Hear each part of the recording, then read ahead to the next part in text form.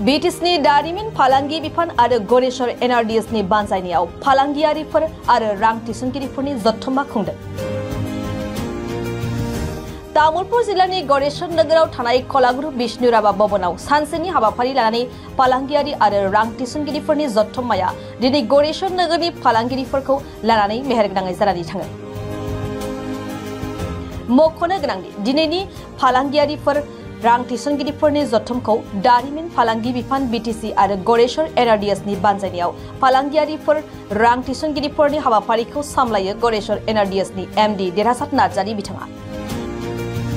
बे जथुमखौ बेखेवनानै होयो तामुलपुर जिल्लानि बेंगिरि पंकज चक्रवर्ती बिथाङा। बे हाबाफारियाव गाहाय आलासि महरै बाहागो लायो BTSनि दारिमिन आरो फालांगि बिफाननि मावफुं सोद्रोमा सजल कुमार सिंहआ। बिथाङा बाहागो लानानै BTRनि दारिमिन बिथिङाव खामानि मावनो लानायनि बागै गुवारै फोरमायथिनानै होयो। बिथांजों लोगोसे थांखि जानाय आलासि महरै बाहागो लायो BTSनि दारिमिन आरो फालांगि बिफाननि नेहाथारि ज्योतिर्मय एक्टिव लोगोसे 30 नं गरेश्वर बियाबनि MCLA पवित्र कुमार बर' बिथांमोना बाहागो लानानै बेसेनगोसा बिबुंथि होलाङो।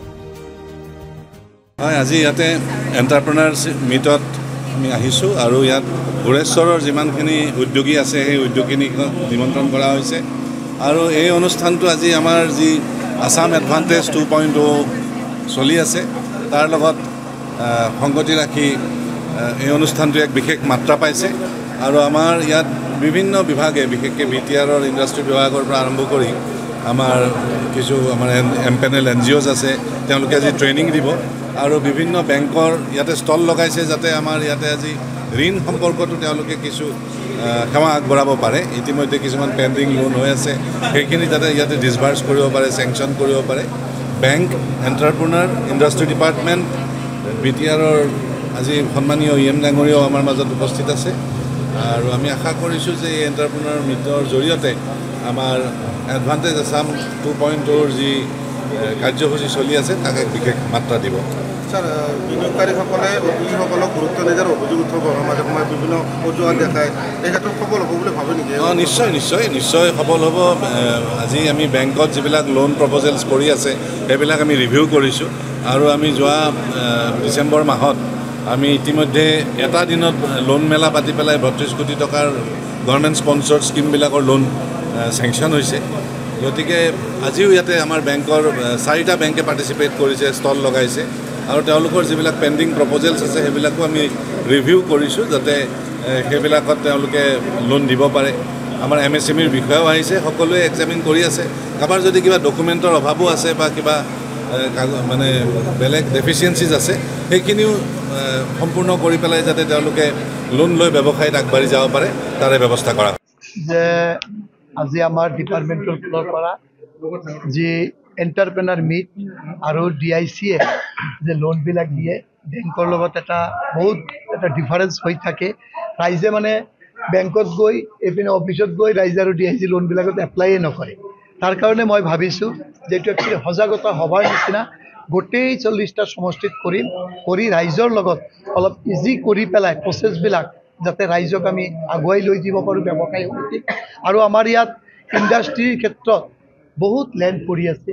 মোৰ যেনেকৈ এইটো তামোলপুৰ ডিষ্ট্ৰিক্টতে মোৰ 30 বিঘা লেণ্ড আছে, ইয়াত একদম খালী হৈ আছে। তো মই এইকাৰণে লাগি আছোঁ যে আমি ইনভেষ্টৰবিলাক আনি যোনে যি কৰে এতিয়া সৰু সৰু ব্যৱসায় সৰু সৰু ইণ্ডাষ্ট্ৰী কৰিলেও আমি এই লেণ্ডখিনি নিজত দিওঁ যাতে মানুহখিনি বিজনেছটো কৰিব পাৰে, ইণ্ডাষ্ট্ৰীটো ছাকচেছ কৰিব পাৰে। তাৰ কাৰণে কাম কৰিবলৈ আমি লাগি আছোঁ আৰু মই ভাবোঁ যি আমাৰ মাননীয় মুখ্যমন্ত্ৰী মহোদয় আপোনালোকে দেখা পাইছে অলপ দিন এডভান্টেজ অসম গোটেই অসমত নহয়, গোটেই ভাৰতবৰ্ষত নহয়, গোটেই বিশ্বত এইটো আমাৰ ৰাইজৰ চকু আছিল আৰু এইটো 100% ছাকচেছ হ'ব। আৰু আমাৰ BTRৰ চিফ মহোদয়ৰ নেতৃত্বত যি কাম হৈছে এইটো 100% কাম হৈ আছে আৰু মই ইণ্ডাষ্ট্ৰী ডিপাৰ্টমেণ্টটোক বহুত আগুৱাই লৈ যাম। ফাৰ্ষ্ট কাম হৈছে আমি ৰাইজৰ লগত ইণ্ডাষ্ট্ৰী ডিপাৰ্টমেণ্টৰ এটা ভাল ৰিলেশ্যন আমি বনাব লাগিব, ইজি প্ৰচেছ বনাব লাগিব। কাৰণ আমাৰ ব্যৱসায়ী বা ইণ্ডাষ্ট্ৰিয়েলৰ লগত ইণ্ডাষ্ট্ৰী ডিপাৰ্টমেণ্টৰ বহুত গেপ হৈ আছে। মই ইণ্ডাষ্ট্ৰী EM হৈ ফাৰ্ষ্ট ফিল কৰিছোঁ যে আমাৰ মাজত বহুত এটা গেপ আছে। এই গেপখিনি আমি ফিল আপ কৰিবলৈ আমি এতিয়া উঠি পৰি লাগিছোঁ।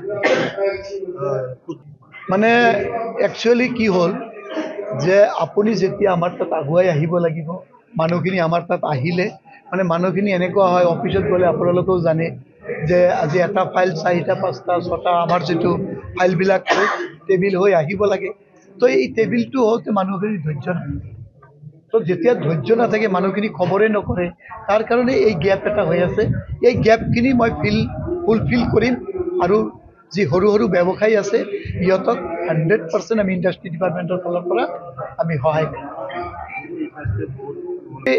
ইণ্ডাষ্ট্ৰি আগত প্ৰচাৰো কৰা নাই বিটিচি ইণ্ডাষ্ট্ৰি ডিপাৰ্টমেণ্টে আগত প্ৰচাৰো হোৱা নাই এতিয়া আমি প্ৰচাৰো কৰিম আৰু সহায় সহযোগিতা কৰাটো একদম খাটাং আৰু আপুনিও যেহেতু ইয়াত আমাৰ সাংবাদিক ভাইসকল আছে আপোনালোকে সদায় চকু ৰাখিব আমাৰ লগত টাচত থাকিব আৰু যদি কোনোবা এনেকুৱা আছে যে ইণ্ডাষ্ট্ৰি কৰিব লেণ্ড লাগে ইণ্ডাষ্ট্ৰি কৰিব ফাইনেন্সিয়েলভাৱে হেল্প লাগে আপোনালোকে মোৰ লগত যোগাযোগ কৰাই দিব মই 100% মানুহখিনিক আমাৰ টাৰ্গেটে হৈছে যে ৰাইজক আমি কাম দিব লাগে কৰ্ম দিব লাগে আজি আমাৰ ল'ৰা ছোৱালী ইমান বাহিৰত আছে মই যে ক'লোঁ মোৰ ভাষণত যে মেংগালোৰত মই গৈছোঁ তাত এটা ইণ্ডাষ্ট্ৰি প্লেট বনোৱা ইণ্ডাষ্ট্ৰি তাত আমাৰ তামোলৰ বাকলিৰে বনায় তাত মই চালোঁ আমাৰ PTATৰ ল'ৰা 500 মান তাত কাম কৰি আছে তো মোৰ সেইটোৱে এটা টাৰ্গেট আছে যে 5টা ডিষ্ট্ৰিক্টত যদি 5টা ইণ্ডাষ্ট্ৰি আমি এনেকুৱা বহাব পাৰোঁ ডাঙৰকৈ কমচে কম 200 ল'ৰা যদি তাত কাম কৰি দিয়ে আমাৰ মানুহ বাহিৰত যাব নালাগে